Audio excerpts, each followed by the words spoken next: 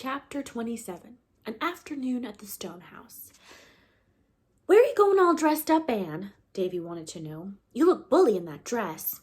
Anne had come down to dinner in a new dress of pale green muslin, the first color she had worn since Matthew's death. It became her perfectly, bringing out all the delicate flower-like tints of her face and the gloss and burnish of her hair. "Davy, how many times have I told you that you mustn't use that word?" she rebuked. "I'm going to Echo Lodge." "Take me with you," entreated Davy. "I would if I were driving, but I'm going to walk, and it's too far for your 8-year-old legs. Besides, Paul is going with me, and I fear you don't enjoy yourself in his company." "Oh, I like Paul lots better'n I did," said Davy, beginning to make fearful inroads into his pudding. "Since I've got pretty good myself, I don't mind his being gooder so much. If I can keep on, I'll catch up with him some day, both in legs and goodness. Besides, Paul's real nice to us second primer boys in school. He won't let the other boys meddle with us, and he shows us lots of games." "How came Paul to fall into the brook at noon hour yesterday?" asked Anne. "I met him on the playground, such a dripping figure that I sent him promptly home for dry clothes without waiting to find out what had happened." "Well, it was partly his accident," explained Davy. "He stuck his head in on purpose, but the rest of him fell in accidentally. We was all down at the brook, and Prilly Rogerson got mad at Paul about something. She's awful mean and horrid anyway, if she is pretty, and she said that his grandmother put his hair up in curl rags every night. Paul wouldn't have minded what she said, I guess, but Gracie Andrews laughed, and Paul got awful red, 'cause Gracie's his girl, you know. He's clean gone on her, brings her flowers and carries her books as far as the shore road. He got as red as a beet and said his grandmother didn't do any such thing and his hair was born curly. And then he laid down on the bank and stuck his head right into the spring to show them. Oh, it wasn't the spring we drink out of," seeing a horrified look on Marilla's face.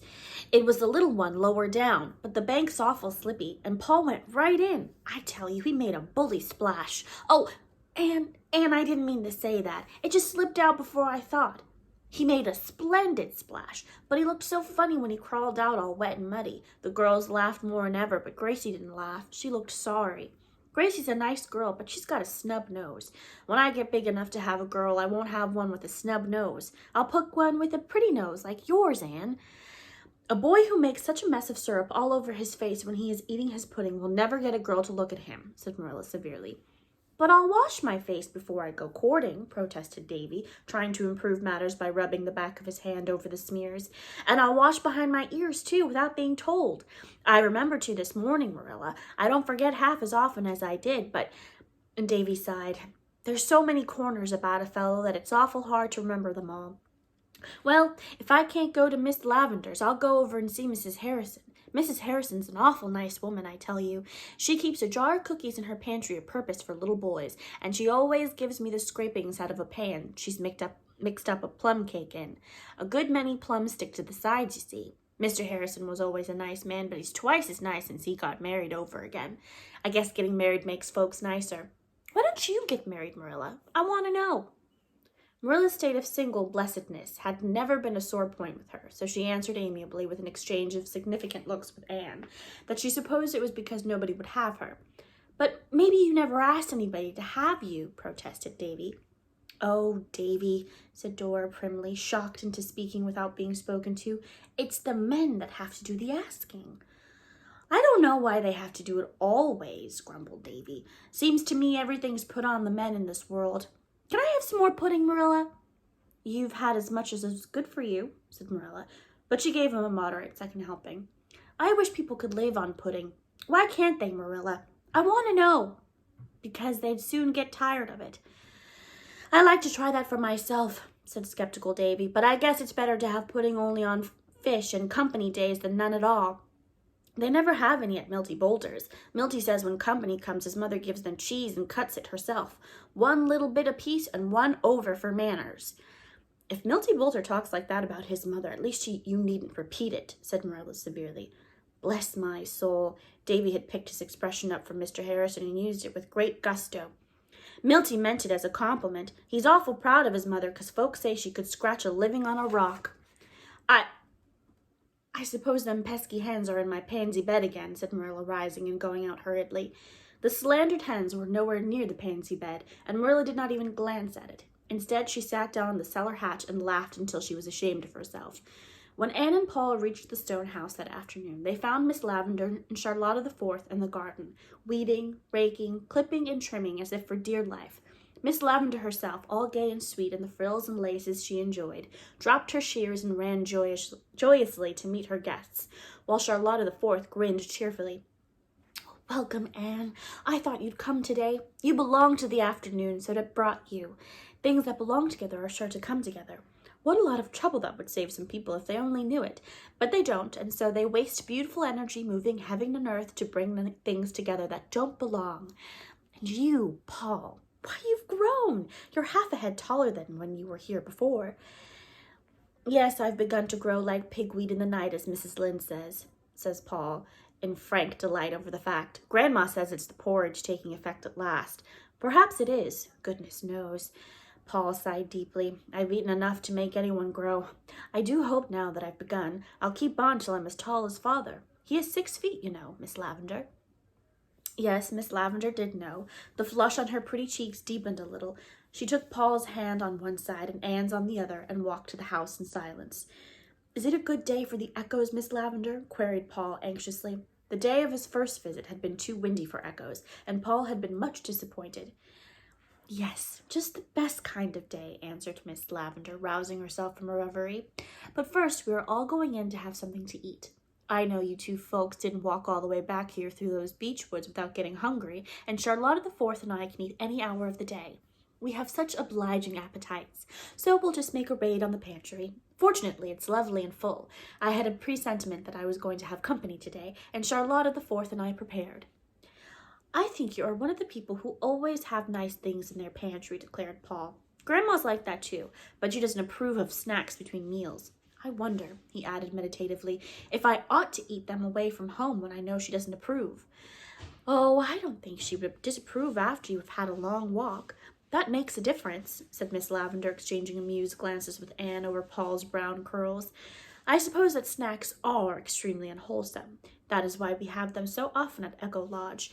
We, Charlotta the Fourth and I, live in defiance of every known law of diet. We eat all sorts of indigestible things, whenever we happen to think of it, by day or night, and we flourish like green bay trees. We are always intending to reform. When we read any article in a paper warning us against something, we like to cut it out and pin it up on the kitchen wall so that we'll remember it. But we never can somehow, until after we've gone and eaten that very thing. Nothing has ever killed us yet, but Charlotta the Fourth has been known to have bad dreams after we had eaten donuts and mince pie and fruitcakes before we went to bed. Grandma lets me have a glass of milk and a slice of bread and butter before I go to bed, and on Sunday nights she puts jam on the bread," said Paul. "So I'm always glad when it's Sunday night, for more reasons than one. Sunday is a very long day on the shore road. Grandma says it's all too short for her, and that father never found Sundays tiresome when he was a little boy. It wouldn't seem so long if I could talk to my rock people, but I never do that because Grandma doesn't approve of it on Sundays. I think a good deal, but I'm afraid my thoughts are worldly. Grandma says we should never think anything but religious thoughts on Sundays, but teacher here said once that every really beautiful thought was religious, no matter what it was about, or what day we thought it on. But I feel sure Grandma thinks that sermons and Sunday school lessons are the only things you can think truly religious thoughts about. And when it comes to a difference of opinion between Grandma and teacher, I don't know what to do. In my heart," Paul laid his hand on his breast and raised very serious blue eyes to Miss Lavender's immediately sympathetic face, "I agree with teacher. But then, you see, Grandma has brought father up her way and made a brilliant success of him, and teacher has never brought up anybody, though she's helping with Davy and Dora, but you can't tell how they'll turn out till they are grown up. So sometimes I feel as if I might be safer to go by Grandma's opinions." "I think it would," agreed Anne solemnly. "Anyway, I dare say that if your Grandma and I both got down to what we really do mean, under our different ways of expressing it, we'd find out we both meant the same thing. You'd better go by her way of expressing it, since it's been the result of experience. We'll have to wait until we see how the twins do turn out before we can be sure that my way is equally good." After lunch, they went back to the garden, where Paul made the acquaintance of the echoes, to his wonder and delight, while Anne and Miss Lavender sat on the stone bench under the poplar and talked. "So, you are going away in the fall?" asked Miss Lavender wistfully. "I ought to be glad for your sake, Anne, but I'm horribly selfishly sorry. I shall miss you so much. Oh, sometimes I think it is of no use to make friends. They only go out of your life after a while and leave a hurt that is worse than the emptiness before they came." That sounds like something Miss Eliza Andrews might say, but never Miss Lavender, said Anne. Nothing is worse than emptiness, and I'm not going out of your life. There are such things as letters and vacations. Dearest, I'm afraid you're looking a little pale and tired. Ooh, hoo, hoo, hoo, went Paul on the dike where he'd been making noises diligently, not all of them melodious in the making, but all coming back transmuted into the very gold and silver of sound by the fairy alchemists over the river. Miss Lavender made an impatient movement with her pretty hands. I'm just tired of everything, even of the echoes. There's nothing in my life but echoes. Echoes of lost hopes and dreams and joys. They're beautiful and mocking. Oh, Anne, it's horrid of me to talk like this when I have company. It's just that I'm getting old and it doesn't agree with me.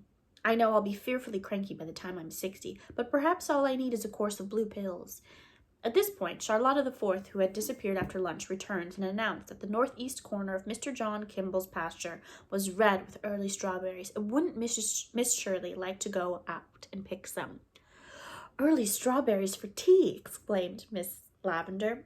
Oh, I'm not so old as I thought, and I don't need a single blue pill. Girls, when you come back with your strawberries, we'll have tea out here under the silver poplar. I'll have it all ready for you with home-grown cream. Anne and Charlotta the Fourth accordingly betook themselves back to Mr. Kimball's pasture, a green, remote place where the air was as soft as velvet and fragrant as a bed of violets and golden as amber. Oh, isn't it sweet and fresh back here? Breathed Anne. I just feel as if I were drinking in the sunshine.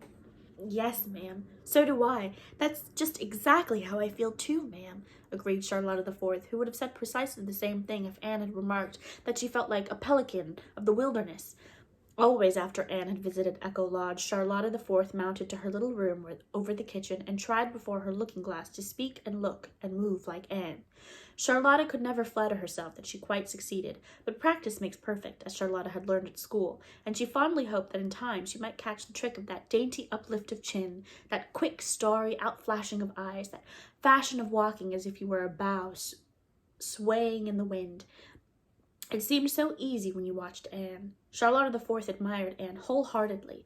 It was not that she thought her so very handsome. Diana Barry's beauty of crimson cheek and black curls was much more to Charlotta the Fourth's taste than Anne's moonshine charm of luminous gray eyes and the pale, ever-changing roses of her cheeks. But I'd rather look like you than be pretty, she told Anne sincerely. Anne laughed, sipped the honey from the tribute, and cast away the sting. She was used to taking her compliments mixed. Public opinion never agreed on Anne's looks. People who had heard her called handsome met her and were disappointed. People who had heard her called plain saw her and wondered where other people's eyes were. Anne herself would never believe that she had any claim to beauty. When she looked in the glass, all she saw was a little pale face with 7 freckles on the nose thereof. Her mirror never revealed to her the elusive, ever-varying play of feeling that came and went over her features like a rosy, illuminating flame, or the charm of dream and laughter alternating in her big eyes. While Anne was not beautiful in any strictly defined sense of the word, she possessed a certain evasive charm and distinction of appearance that left beholders with a pleasurable sense of satisfaction in that softly rounded girlhood of hers, with all its strongly felt potentialities. Those who knew Anne best felt, without realizing they felt it, that her greatest attraction was the aura of possibility surrounding her, the power of future development that was in her. She seemed to walk in an atmosphere of things about to happen. As they picked, Charlotta the Fourth confided to Anne her fears regarding Miss Lavender. The warm-hearted little handmaiden was honestly worried over her adored mistress's condition. Miss Lavender isn't well, Miss Shirley, ma'am. I'm sure she isn't, though she never complains. She hasn't seemed like herself this long while, ma'am. Not since the day you and Paul were here together. Before, I feel sure she caught cold that night, ma'am. After you and him had gone, she went out and walked in the garden for long after dark with nothing but a little shawl on her. There was a lot of snow on the walks, and I feel sure she got a chill, ma'am. Ever since then, I've noticed her acting tired and lonesome-like. She don't seem to take an interest in anything, ma'am. She never pretends company's coming, nor fixes up for it, nor nothing, ma'am. It's only when you come she seems to chirk up a bit, and the worst sign of all, Miss Shirley, ma'am. Charlotta the Fourth lowered her voice as if she were about to tell some exceedingly weird and awful symptom indeed, is that she never gets cross now when I break things. Why, Miss Shirley, ma'am, yesterday I broke her green and yeller bowl. That's always stood on the bookcase. Her grandmother brought it out from England, and Miss Lavender was awful choice of it.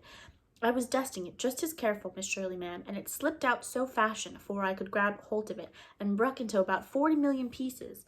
I tell you I was sorry and scared. I thought Miss Lavender would scold me. Awful, ma'am, and I'd rather she had than take it the way she did. She just come in and hardly looked at it and said, "It's no matter, Charlotta. Take up the pieces and throw them away." Just like that. Miss Shirley, ma'am, take up the pieces and throw them away as if it wasn't her grandmother's bowl from England. Oh, she isn't well, and I feel awful bad about it. She's got nobody to look after her but me. Charlotta the Fourth's eyes brimmed up with tears. Anne patted the little brown paw holding the cracked pink cup sympathetically. "I think Miss Lavender's needs a change, Charlotta. She stays here alone too much. Can't we induce her to go away for a little trip?" Charlotta shook her head with its rampant bows disconsolately. "I don't think so, Miss Shirley, ma'am. Miss Lavender hates visiting. She's only got 3 relations she ever visits, and she says she just goes to see them as a family duty. Last time when she came home, she said she wasn't going to visit her family no more. 'I've come home in love with loneliness, Charlotta,' she says to me, 'and I never want to stray from my own vine and fig tree again. My relations try so hard to make an old lady of me, and it has a bad effect on me.' Just like that, Miss Shirley, ma'am. It has a very bad effect on me, so I don't think it would do any good to coax her to go visiting." "We must see what can be done," said Anne decidedly, as she put the last possible berry in her pink cup. "Just as soon as I have my vacation, I'll come through and spend a whole week with you. We'll have a picnic every day and pretend all sorts of interesting things and see if we can't cheer Miss Lavender up." "Oh, that'll be the very thing, Miss Shirley, ma'am," exclaimed Charlotta the Fourth in rapture. She was glad for Miss Lavender's sake and for her own too. With a whole week in which to study Anne constantly, she would surely be able to learn how to move and behave like her. When the girls got back to Echo Lodge, they found that Miss Lavender and Paul had carried the little square table out of the kitchen to the garden and had everything ready for tea. Nothing ever tasted so delicious as those strawberries and cream, eaten under a great blue sky, all curdled over the fluffy little white clouds, and in the long shadows of the wood with its lispings and its murmurings. After tea, Anne helped Charlotta wash the dishes in the kitchen, while Miss Lavender sat on the stone bench with Paul and heard all about his rock people. She was a good listener, this sweet Miss Lavender, but just at the last it struck Paul that she had suddenly lost interest in the twin sailors. "Miss Lavender, why do you look at me like that?" he asked gravely. "How do I look, Paul?" "Just as if you were looking through me at somebody I put you in mind of," said Paul, who had such occasional flashes of uncanny insight that it wasn't quite safe to have secrets when he was about. "You do put me in mind of somebody I knew long ago," said Miss Lavender dreamily. "When you were young?" "Yes, when I was young. Do I seem very old to you, Paul?" "Do you know, I can't make up my mind about that," said Paul confidentially. "Your hair looks old. I never knew a young person with white hair, but your eyes are as young as my beautiful teacher's when you laugh. I tell you what, Miss Lavender," Paul's voice and face were as solemn as a judge's, "I think you would make a splendid mother. You have just the right look in your eyes, the look my little mother always had. I think it's a pity you haven't any boys of your own." "I have a little dream boy, Paul." "Oh, have you really? How old is he?" "About your age, I think. He ought to be older because I dreamed him long before you were born, but I'll never let him get any older than 11 or 12, because if I did someday he might grow up altogether and then I'd lose him." "I know," nodded Paul. "That's the beauty of dream people. They stay any age you want them. And you and my beautiful teacher and me myself are the only folks in the world that I know of that have dream people. Isn't it funny and nice? We should all know each other. But I guess that kind of people always find each other. Grandmother never has dream people, and Mary Jo thinks I'm wrong on the upper story because I have them. But I think it's splendid to have them. You know, Miss Lavender. Tell me all about your little dream boy." "He has blue eyes and curly hair. He steals in and wakens me with a kiss every morning. Then all day he plays here in the garden, and I play with the echoes, and I tell him stories, and when twilight comes—" "I know," interrupted Paul eagerly. "He comes and sits beside you. So, because of course at 12 he'd be too big to climb into your lap, and lays his head on your shoulder. So, and you put your arm about him and hold him tight, tight, and rest your cheek on his head. Yes, that's the very way. Oh, you do know, Miss Lavender." Anne found the two of them there when she came out of the stone house, and something in Miss Lavender's face made her hate to disturb them. "I'm afraid we must go, Paul, if we want to get home before dark." Miss Lavender, I'm going to invite myself to Echo Lodge for a whole week pretty soon. If you come for a week, I'll keep you for 2, threatened Miss Lavender.